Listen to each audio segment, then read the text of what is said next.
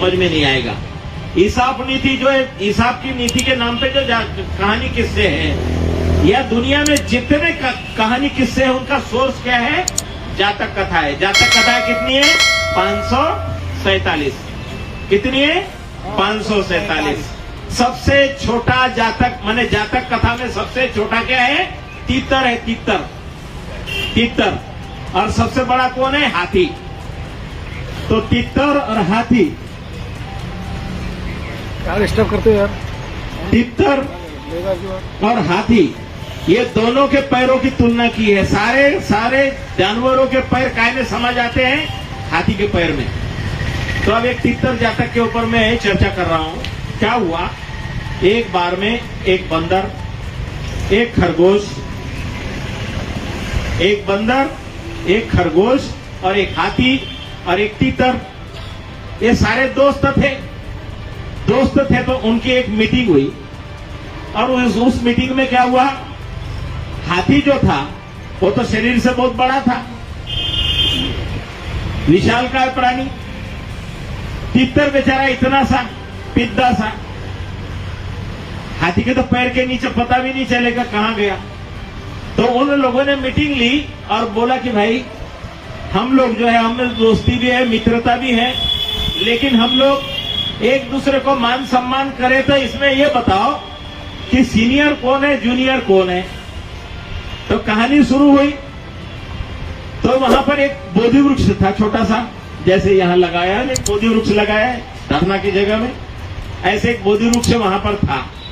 तो बोधि वृक्ष काफी बड़ा था।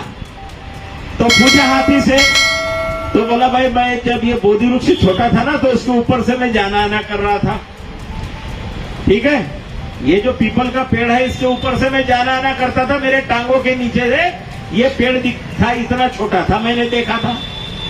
फिर खरगोश से पूछा, तो खरगोश बोला मैं तो इसका बैठ के पत्ते खाता था नीचे बैठे बैठे, माने उसने वो पेड़ को भी बहुत छोटा देखा था।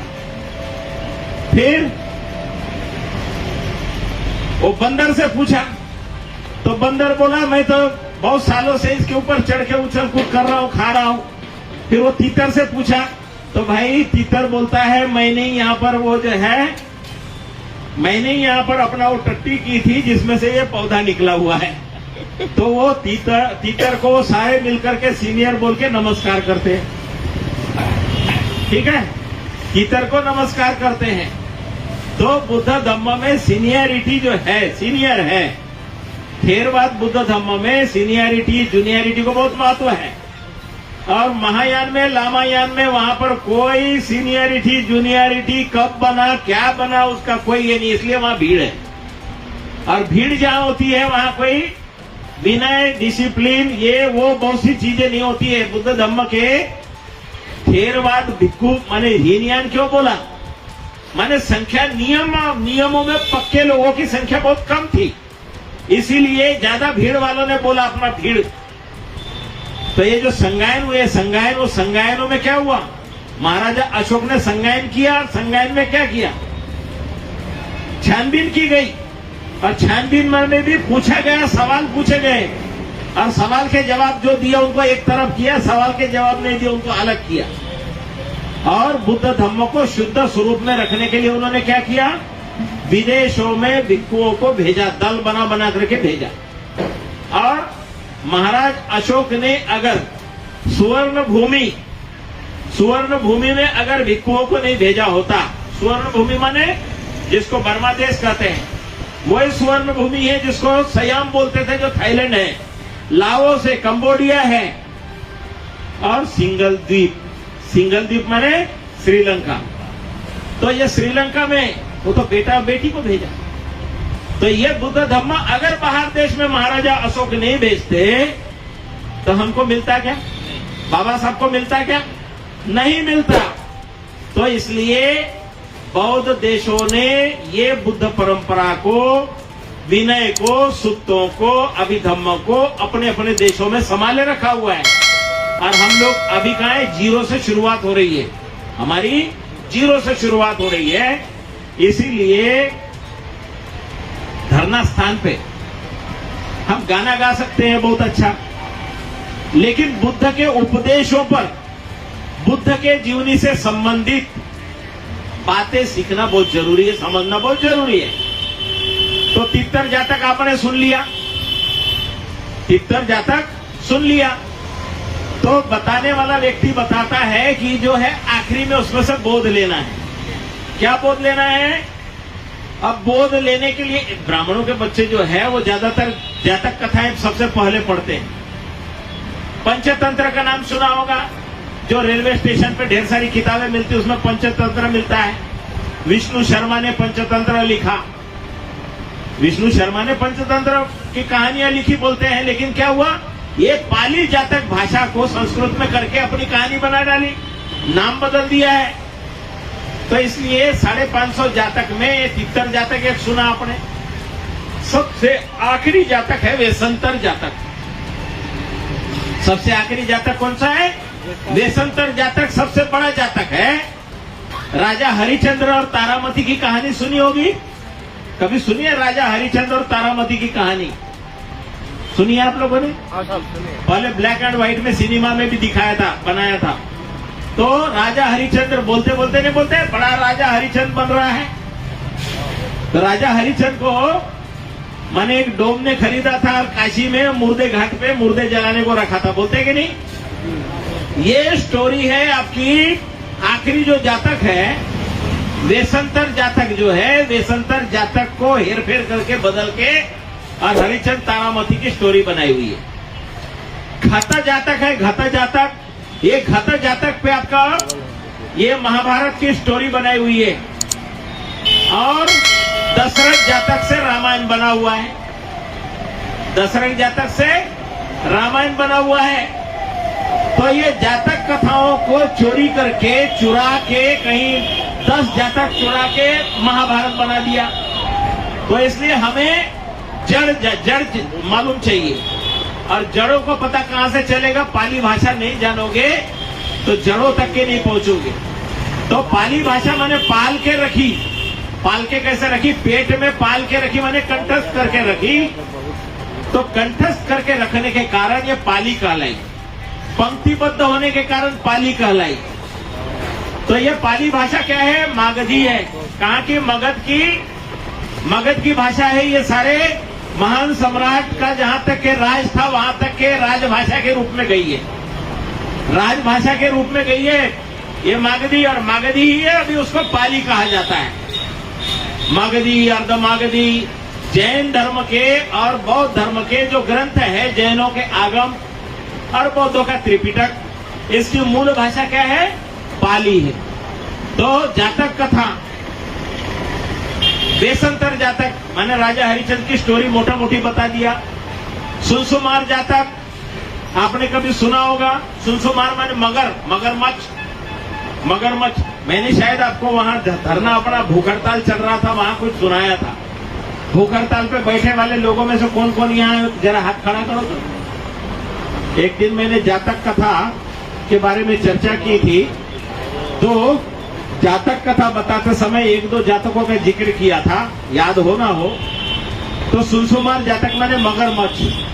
वो मगरमच्छ जो है वो ऐसे गंगा किनारे लेटा हुआ था और उस समय नदी में पानी वानी भी बहुत कम हो गया था, एक धार बह रही थी।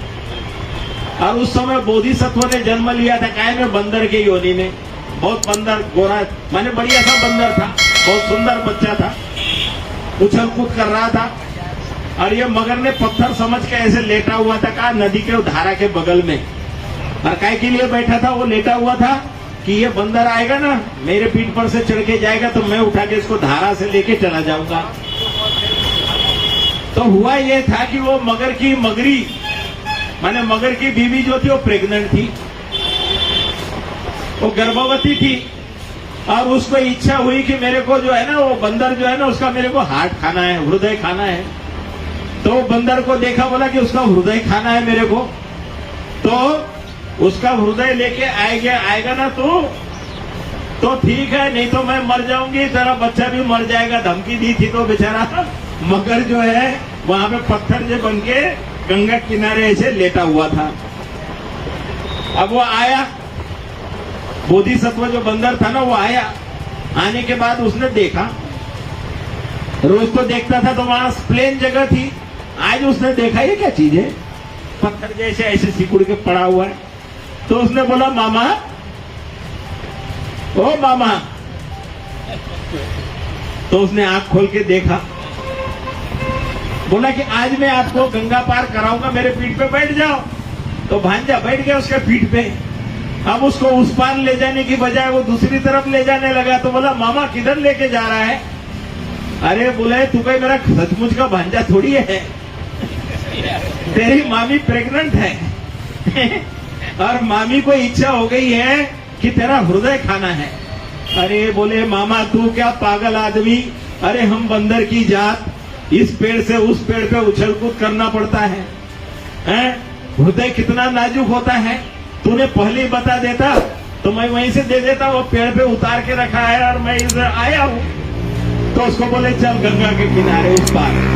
तो लेके आया, जैसे ही लेके आया तो उसके मुंह के ऊपर में पांव रखा, वो आंख बंद हो गई, उसने ऐसे किया, वो जंप करके ऊपर चला गया पेड़ पे। फिर बोलता है मामा अरे बिना हृदय के कोई जीवित रह सकता है? तो चकमा दे दिया। तो चकमा देने के लिए मैंने बुद्धि का उपयोग करने के लिए, बोध सिखाने के लिए वो कथा है, जातक कथा।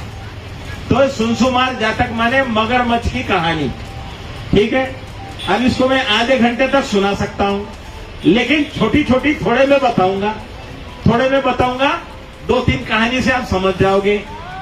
एक बार में एक तालाब था, उसमें बहुत कमल थे, बहुत सुंदर सुंदर चीजें थी, बहुत, और ढेर सारी मछलियां थी। अब एक बार बगले ने देखा वहां पर एक केकड़ा भी था। वो केकड़ा उनका नेतृत्व कर रहा था। किसका? वो तालाब का नेता कौन था? केकड़ा। अब वो बगला आके एक आंख बंद करके उसमें पांव डाल के और खड़ा होके समाधि कर रहा था, समाधि। अब समाधि कर रहा है और गर्मी के दिन थे। अब पानी धीरे धीरे कम हो गया। तो बगला क्या करता है, धीरे आंख खोल के देखता है, बोलता है यहाँ ढेर सारे मछलियां हैं, केकड़े हैं, बहुत सी खाने पीने की बहुत सुविधा है, तो अब क्या करें? अब देखो धरने पर भी खाने पीने की सुविधा है, तो बगड़े केकड़े सभी आएंगे। कहानी से बोध ले रहे हैं आपको। तो वो आंख बंद करके एक पांव खड़ा करके और देखता है, इधर देखता है, उधर देखता है, क्या धीरे से बोलता है, देखो बगल में एक बहुत सुंदर तालाब है, वो तालाब में पानी 12 महीने रहता है और उसके अंदर में ना इतने सुंदर सुंदर कमल है, इतने सुंदर सुंदर छायादार वृक्ष है आसपास में कि वहां हमेशा तुम लोग जो है सुखी रहोगे, स्वस्थ रहोगे, समृद्ध रहोगे। तो होड़ लग गई सब में, मैं जाता हूं, मैं जाता हूं, मैं जाता हूं, मेरे को पहले लेके चलो, मेरे को पहले लेके चलो। तो उसमें क्या था, एक काना मच्छा था, एक मछली थी जो काना थी एक आंख से। तो काना मच्छा जो है वो उसने बोला, पहले जाने के बारे में गड़बड़ी मत करो, मैं पहले जाके देखता हूं कि असलियत में तालाब है कि नहीं है, वहां फूल कमल है कि नहीं है, बढ़िया पानी है कि नहीं है, पेड़ पौधे है कि नहीं है, छाया है कि नहीं है, हमेशा के लिए हम वहां जीवित रहेंगे कि नहीं रहेंगे, मैं देख के आता हूं। सारे खुश हो गए, सब मछलियां जंप करने लगी, डांस करने लगी, केकड़े वेकड़े भी नाचने लगे।